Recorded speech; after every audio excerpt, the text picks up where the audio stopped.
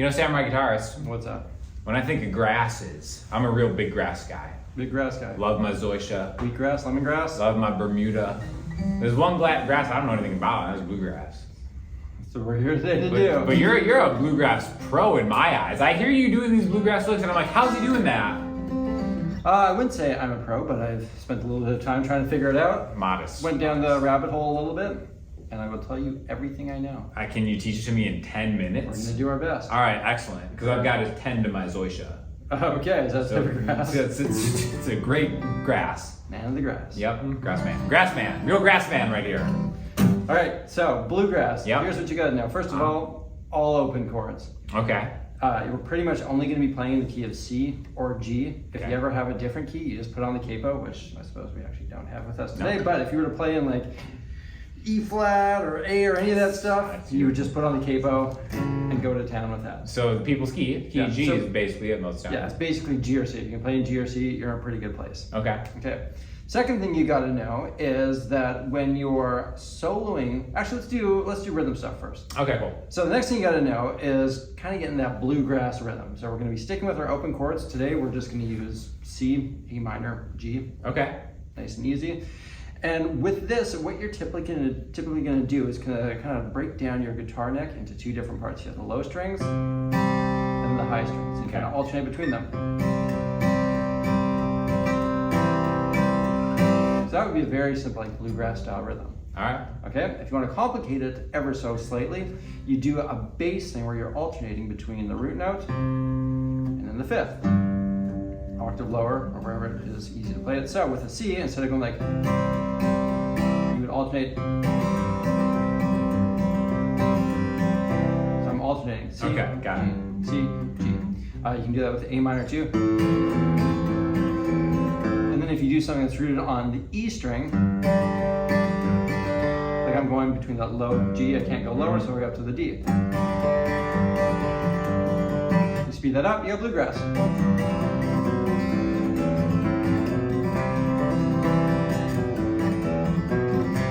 Okay. So are there any progressions that are typical? You're gonna have ones, fours, and fives, and sometimes six minors in kind of any order. Okay. Usually you're just always going back to the one. One of the other things that you often see with rhythm stuff is this kind of like bluegrassy hammer-on lick.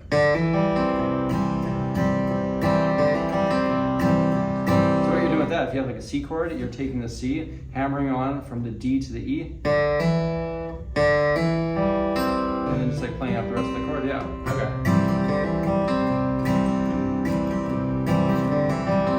If you were to do that on a G, you do the similar thing, you transpose it though. And now you're gonna do that hammer on the A string to the E there.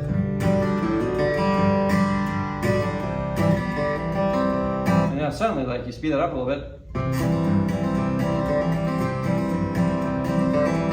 Like we're in the bluegrass world here. Sound like Billy Strings. Hey, isn't this guitar maybe Billy Strings'? We're actually at the Martin Factory, We are. and we are using the Billy Strings signature guitars. Yeah. I have the X series. This is a more affordable Brand version of it. new. Yeah, these just came out.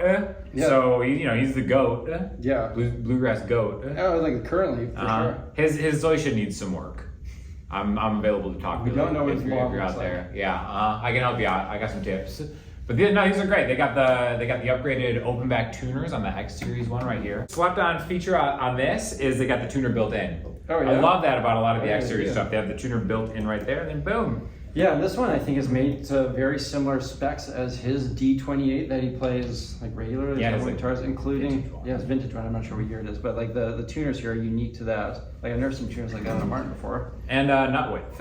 Not is with different. it's slimmer. It's all like a Custom. little bit. It's all a little bit shorter, which makes it easier to play. Yeah, great guitar. So you can rip through them and then just get back to your Bermuda. I do know. All right, so what else? Give me some more tips. Okay, We got a few so- minutes left. Okay, a couple more minutes left. So the Yeah. other thing, like for bluegrass soloing, what you're really going to want to do, and what makes it actually fairly difficult, is you got just simple chord progressions. C's, A minors, G's, nothing too fancy in there. But with the solos, you really want to make sure that you're highlighting those chords. So when you're playing a C, you really want to make sure that you're shining a spotlight on those C notes.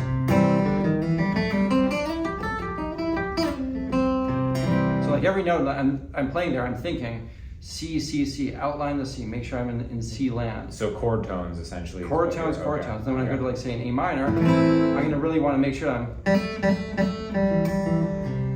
like highlighting the A notes, like the notes that change within there. If I go to the G, I'm gonna focus more on those G notes, like the B.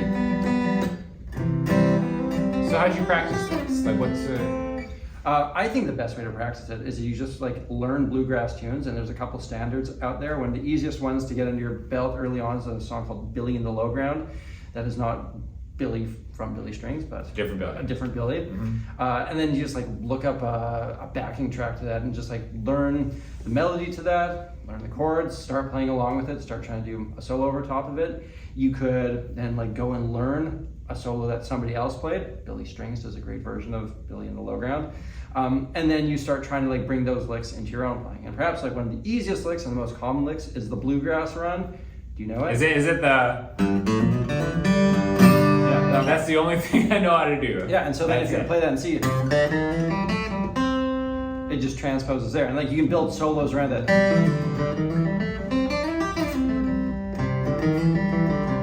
And you just think of how you can use that.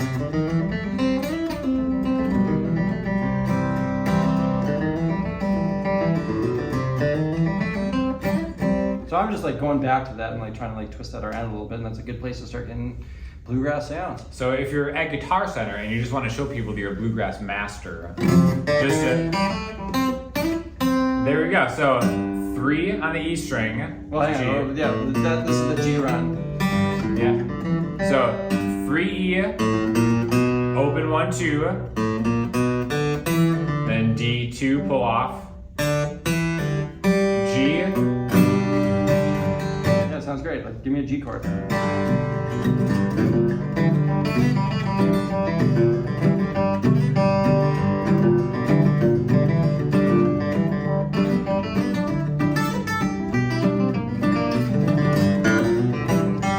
like I'm just like using it all over the place. Oh that my can be gosh. like kind of your starting ground, the launching point for whatever else you play.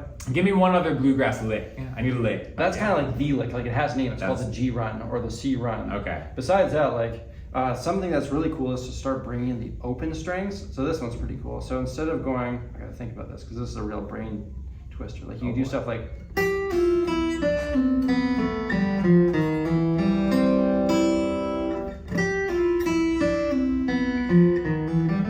or something like that. So what you're doing here is like you hear a lot of open strings in bluegrass. Okay. Whenever you can, default back to the open strings. So what I'm doing here is I'm taking this like the A aeolian shape. Okay.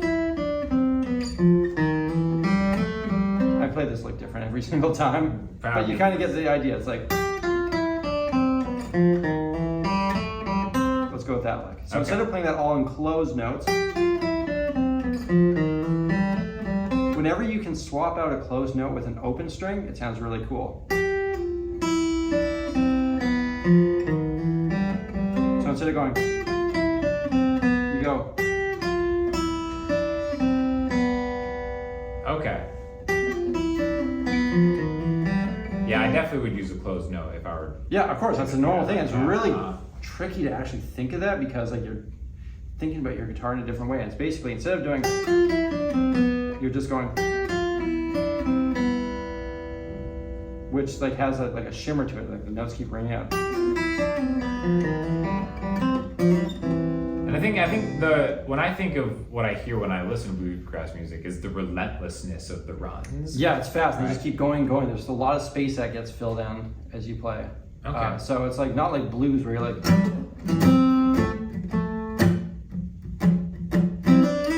You let the blues breathe.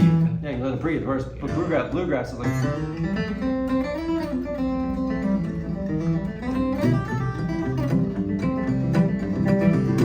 Like you just keep going, fill in that space. You think of like your phrases a little bit. Relentless. Relentless. Just how I'm on top of that Zoysha. Mm-hmm. And my Bahia. Now, how do you know so many grass? I'm a grass man. You know this about me. I'm a grass man. You live in LA where you don't have a grass. I'm a grass man. Does your place in For Florida sure. have grass? Yeah, of course it's got grass. Oh, I thought it It's meant got you had like Bermuda. an artificial turf. Out there, for sure. I'm a grass man through and through. You want to take him out Now on you're a bluegrass. You want? I am now. Should we take him out on a jam? Sure. Give me With like these Billy Strings C's guitars. and like A minors and stuff. C's and A. I feel like that's kind of loose. Yeah, that's how it Just goes. C and A minor. Sure. 2, 3, 4.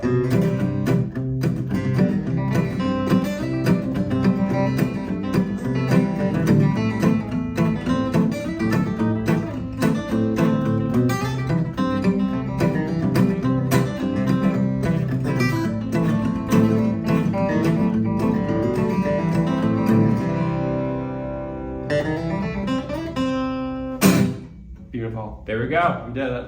Bluegrass. Easy.